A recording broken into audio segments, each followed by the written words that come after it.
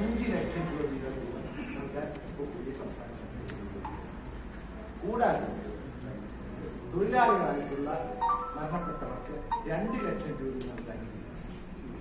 അതുപോലെ തന്നെ വ്യാപാരികൾ അവരുടെ നഷ്ടം കണക്കാക്കി 10 ലക്ഷം രൂപ വരെ നൽകാൻ. ഓരോ വ്യാപാരിക്കും നഷ്ടം കണക്കാക്കി 10 ലക്ഷം രൂപ വരെ കൊടുക്കാൻ കഴിയുന്നു. അതുപോലെ തന്നെ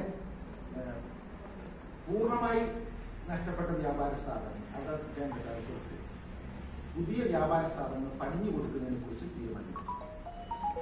അതുപോലെ ഇപ്പോഴും ആശുപത്രി കിടക്കുന്ന വ്യാപാരികളുണ്ട്. അവരുടെ ചികിത്സാ ചെലവിന് വേണ്ട സഹായം ചെയ്യാൻ സംഘടന തീരുമാനിച്ചു.